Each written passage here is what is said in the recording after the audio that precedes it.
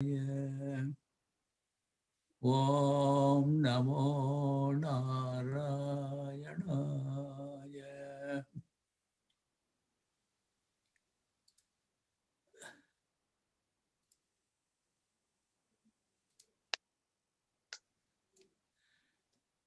Hello, dear devotees of Chicago Ckb-Bari. We have a 4:30 session on the subject of both astronomy and astrology. And Mr. Sriram Ramanujam of Virginia will take us around the galaxy today. Thank you. Jai Narayana to all the devotees of Chicago Ckb-Bari. And thank you so much for tuning in for these weeks as we talk through our ancient Vedic astronomy and astrology. By astrology, we mean how we measure time with respect to our Panchangam that we talk about every day, right? We use the different planetary systems to make sure we understand which day we are in, what season we are in, what is the month of our year, and things like that. Right. Last time, I think we went through how the moon plays a very, very important role in determining, the tithi defines so much for us when as it revolves around the earth. The phase of the moon plays an important role. And last Sunday we kind of were supposed to show you that the moon rather was a full moon. It was a full moon or pointing towards Uttara Phalguna Nakshatra, and that's why many the month itself is called Phalgun Masam or Phalguni or Panguni. Right now, no, right now we are in Krishna Paksha. We are half there, exactly half. We don't see we are seeing the half of the moon, which is we are trending towards Amavasya. Okay, and that's exactly, if you look at it, this is exactly the position of the Earth with respect to where we are in the around the sun. Today's topic of discussion is primarily going to be around the sun. Actually, we talked about how the moon has an impact on the different days and the 7 days of the week. That's what we covered last time. But now let's look at the sun. The sun is a very, very important aspect of our for everything, right? The light that the sun gives is the source of energy, the source of life for us. We can think about, oh, if water is there, we can survive. No, we can't survive with just water. You need light in order to be for even the water to be effective. So our Vedic scriptures say the sun is a planetary body, and that's what we are seeing here. But then there are 12 Adityas. So the 12 Adityas are there that we need to receive energy from. That makes up the 12 months for us. So the 12 months are Adityas, and the Adityas are a separate class of Devatas. That applies for any galaxy that you see on this creation. In this creation. Now, if you look at this picture here, what we have done is we have the sun at the center of the universe, of our universe, right? And then the earth is revolving around it in anti-clockwise direction. The sun is also rotating in an anti-clockwise direction, and the sun is also moving around the galaxy in an anti-clockwise direction. Just keep that in mind. Now, the sun is the chief of the planets. When we have the Navagrahas, right, that we talk about, the sun is the primary, is the chief or the foremost because it's of the light aspect of it. And that's why when when you start our the Vara that we have, the 7 days of the week, which are denoted for each of the planetary bodies, Bhanuvara, right? Bhanuvara is the starting of the week for us. The work day may start on Monday, but the week itself actually starts with Bhanuvara for us. That's and ends with Shanivara, with the Saturn, the slow moving planet. Shanivara is the last day of the week, Bhanuvara is the first day of the week because the sun happens to be the chief of the 9 planets, because it's everything for us. And now if you look at this whole chart, it's a circle, right? We are really not revolving around the sun in a circular fashion. We are slightly elliptical. It goes around, but it's slightly oblong. But that's how the whole world is, right? When you talk about the whole universe, everything is round, but it's still, there's a little bit of an oblong to it. There's a little ellipse to it. When you talk about andam, right? When you andam is an egg. The egg, if you look at the egg, the shape of the egg is, it's slightly tapered to the top, bigger at the bottom, right? That's exactly how the whole universe is. When you talk about Brahmandam is Brahma's andam, right? It's like the andam, everything is the shape of an andam, right? We rotate, the whole galaxy rotates, everything is in the form of an ellipse. So just to make things easier for us, we've made it a circle. It's easy enough to kind of divide it up. But if you look at where we are, we have 12 pies. 30 degrees make up 1 pi of the universe. That is, with the sun at the center, we have 30 degrees is 1 pi. And that pi is divided per the constellation. It's given a name. The pi, each pi is given a name in Sanskritam, and there are of course each of our months, all right, or named after these pies. Actually, many people may know that right now we are. If you look at the Sanskritam name, we are in Meena Masam, right? We are in Meena Masam. We were in Kumbha Masa. So Kumbha Masa is what we were last month. That's where you have Kumbha Mela. When the Kumbha Mela happens, usually it's always in the Kumbha Masa. So the Kumbha Masa has to be there for Kumbha Mela to happen once in 12 years or whatever that you may have heard about in Prayag or any confluence, right? Any river that meets, there's a big event that happens. That Kumbha Mela always happens in the Kumbha Masa. Now, Meena Masa is another important month because it happens to be the last month of our Hindu calendar.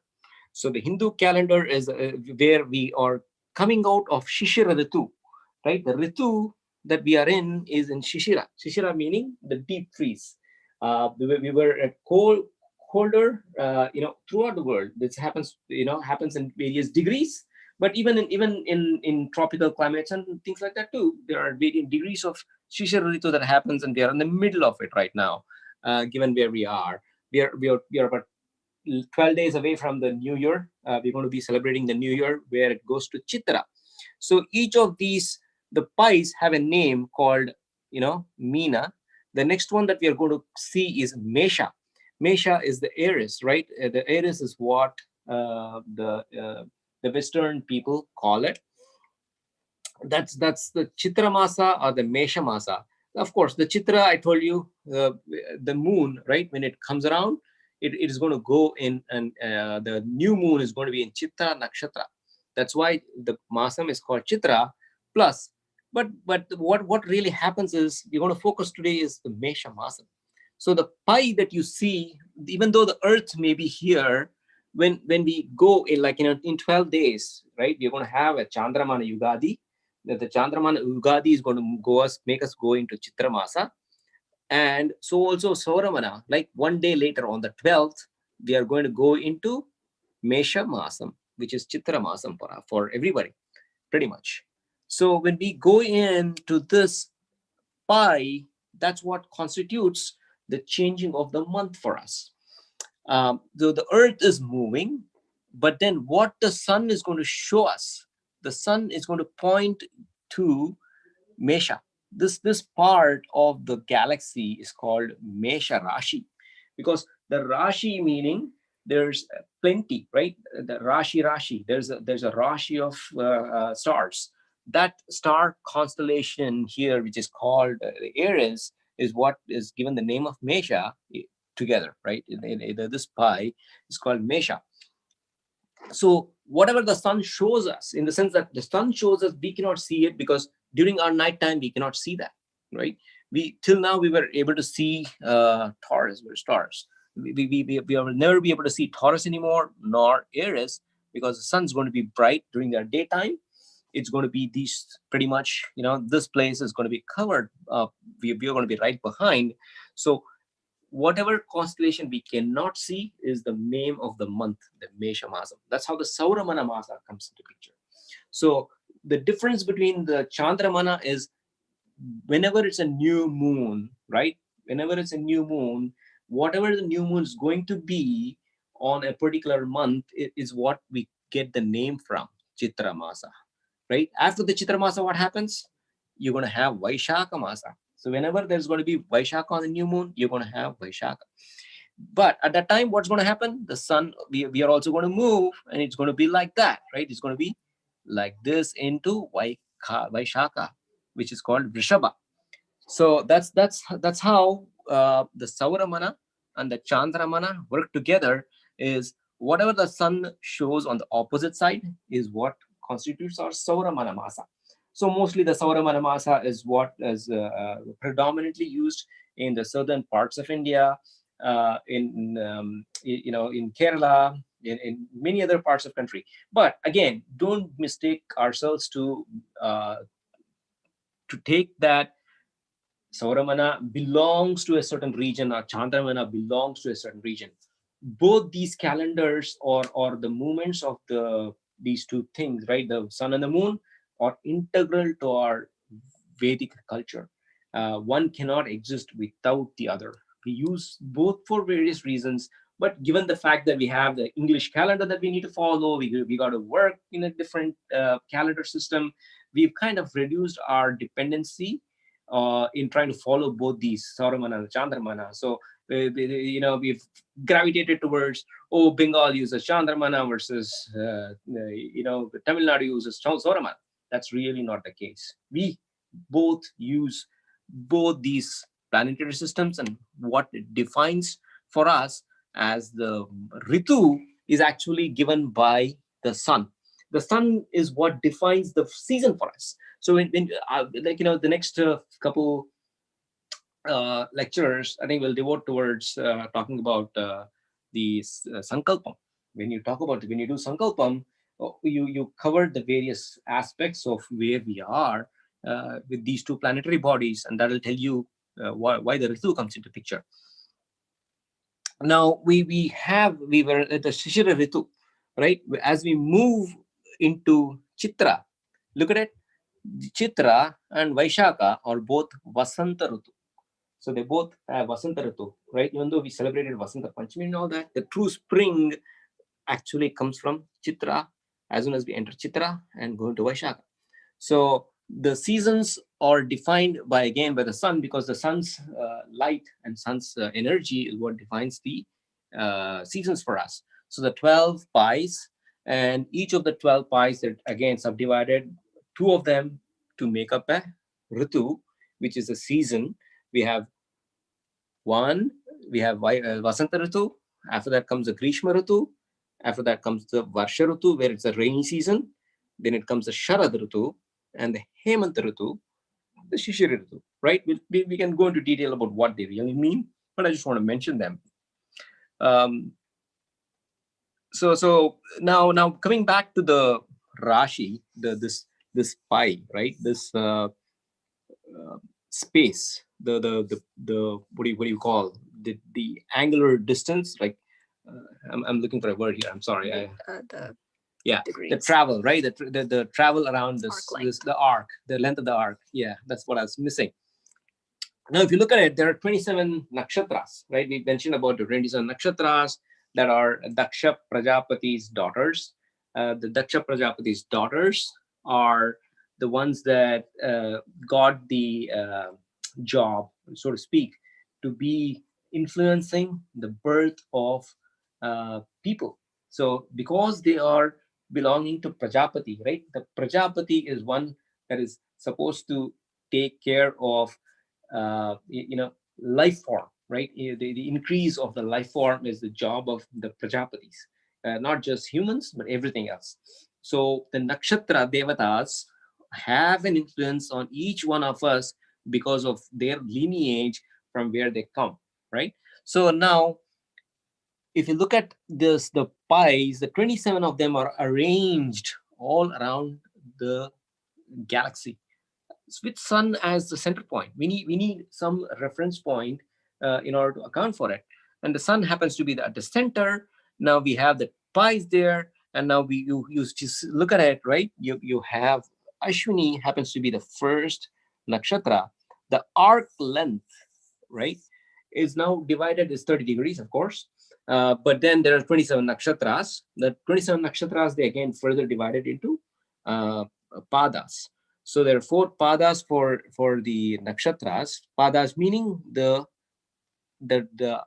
space allocated within this arc is 4 for each nakshatra. So each arc, however, can only have a total of 9. Okay, so that's how the different padas, we can talk about how they divided up. But now if you look at the Ashwini, Ashwini nakshatra is the first nakshatra of the 27 that we have. Then comes Bharani, and then comes Kritika. So the day that you are born, right, you either say, hey, I was born in Ashwini nakshatra. I'll tell you how that happens also in another time.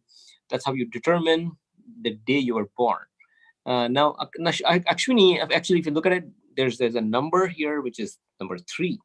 So when you say nakshatra, the nakshatra again is not just one star.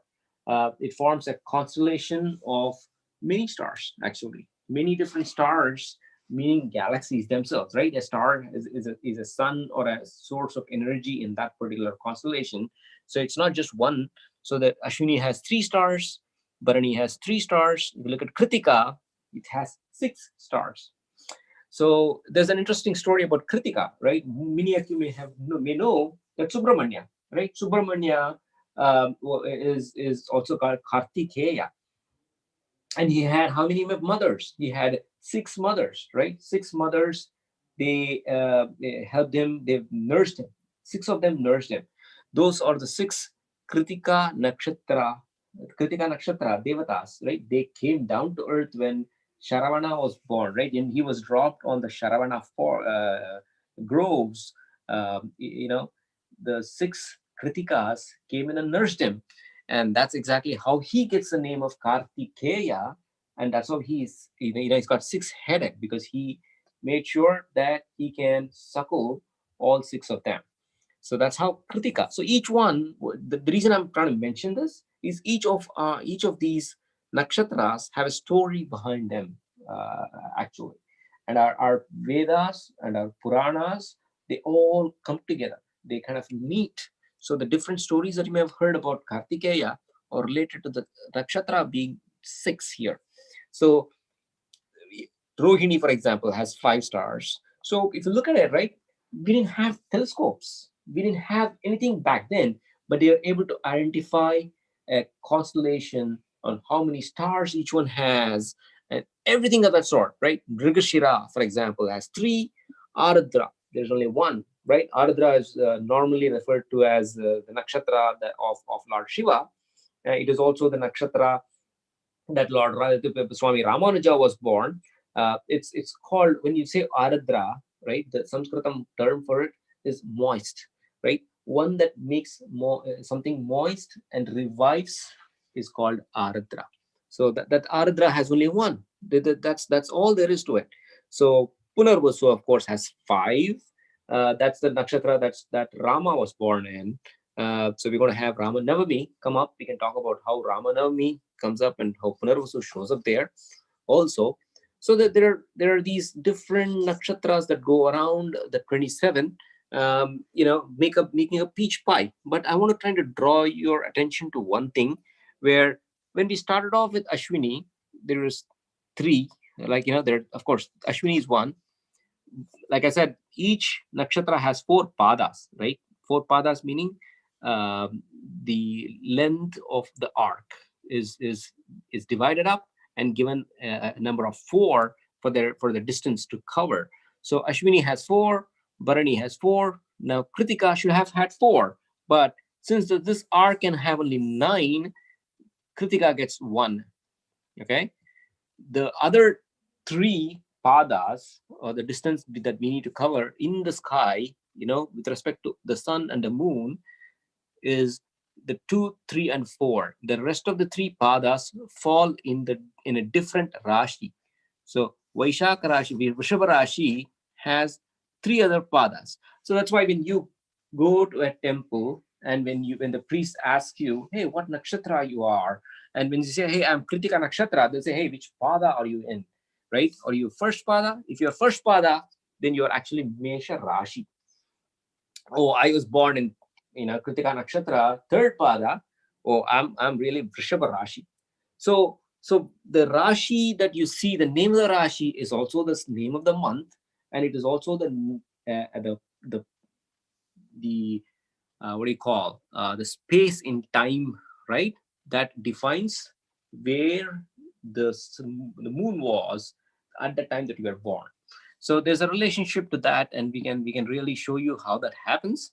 But that's how the padas come into picture. That's the relationship between the month or the Rashi to the nakshatra.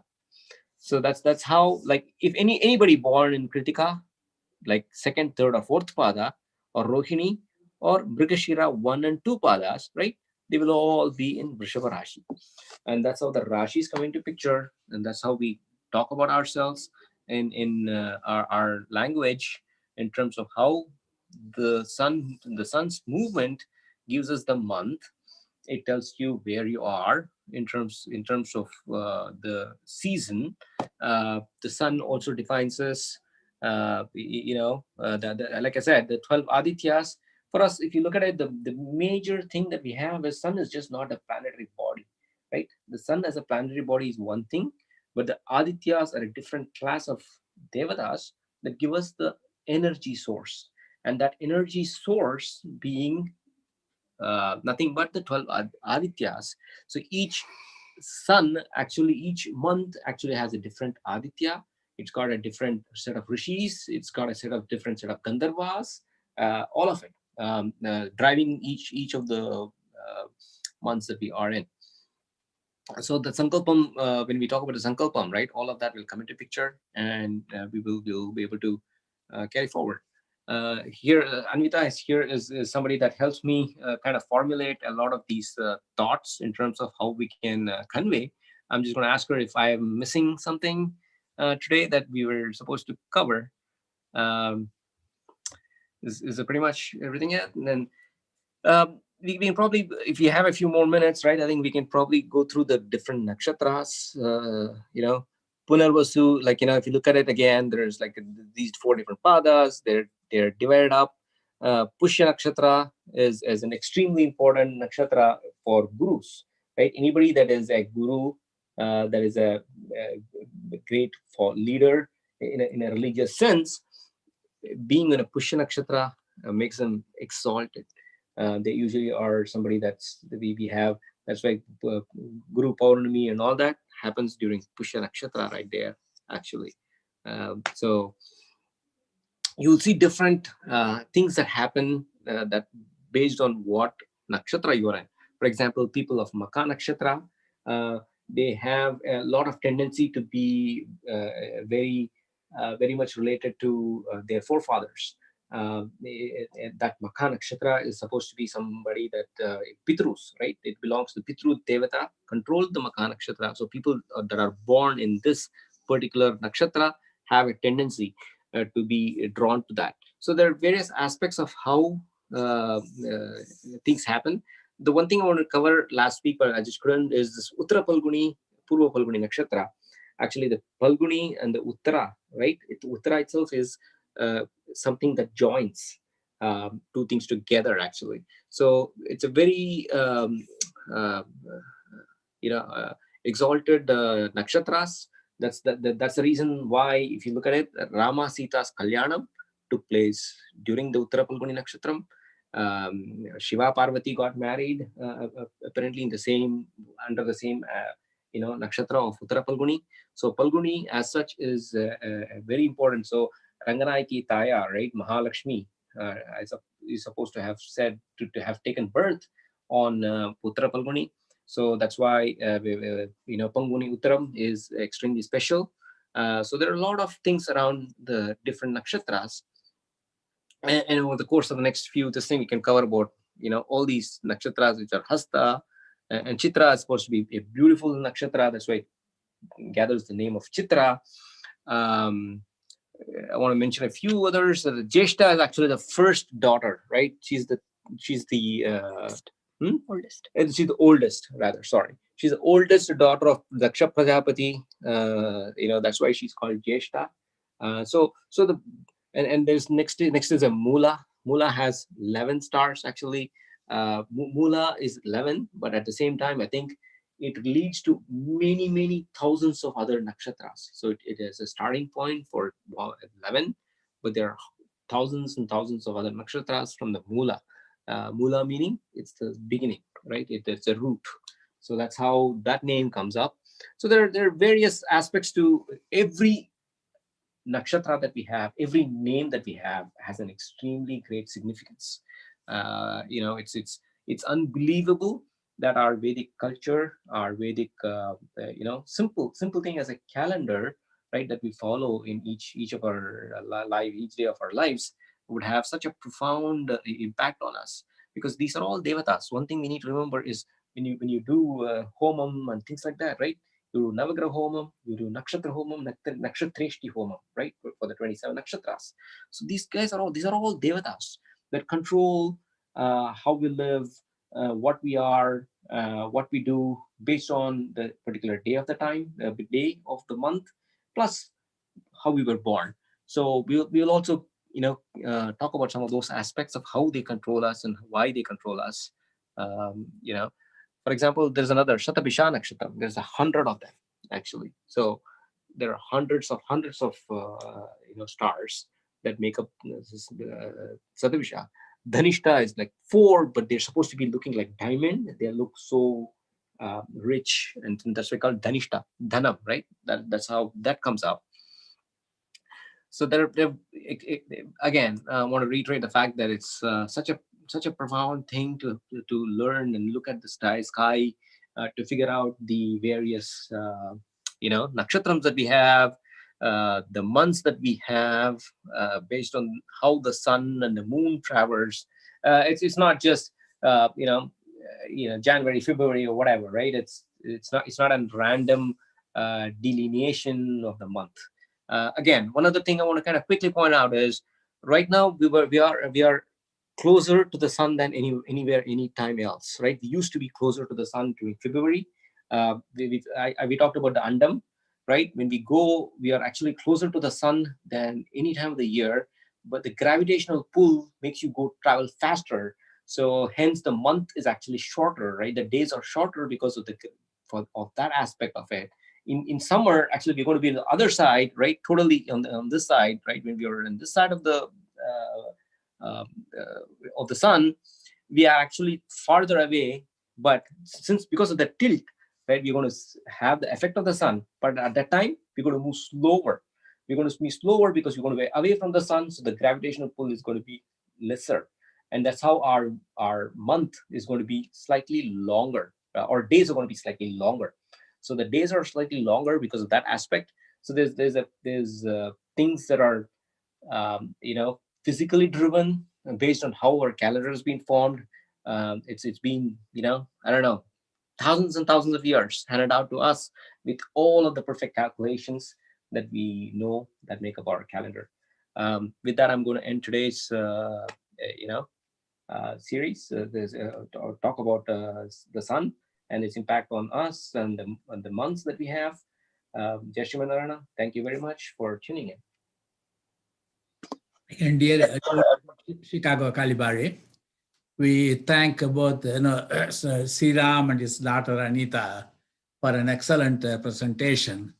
As he said, I'm sitting here and it's a mind-boggling exercise. We are talking all these things about this today in a scientific world. And as I said, this was all coming from Vedas. Again, the timing of the Veda, who can measure it? We don't know. See? And all these rishis, they didn't have any computer. They didn't have even the gadgets like your binoculars or telescope or this kind of a thing, whereas NASA is spending, billions and trillions of dollars over these years to analyze all these things, that one. How did these rishis did? So many, I don't know, million or billion years or whatever it is, that one. How were they able to do it, Did they go to Harvard, Stanford, or Michigan? No. They were sitting under a tree and they got all this knowledge like that, What brought them that knowledge, Again, I think, is my own thing. It must be the concentration on prayers, and by a sankalpa, something passes on to their mind, just in a fraction of seconds kind of a thing. This is something amazing to look at it. How did they do it? Again, keep on asking the questions. I would like every one of the students of science to ask this question. How did they do it without, any kind of a gadgets or anything else, Only their insightfulness. That's what it is, their capital. And focus, concentration, prayer, whatever it is, We yet to figure out, how did they get it? We'll keep on talking about that. Thanks a lot, for participating in that. And with this, we will have the next session next Saturday at 4:30. Thank you very much.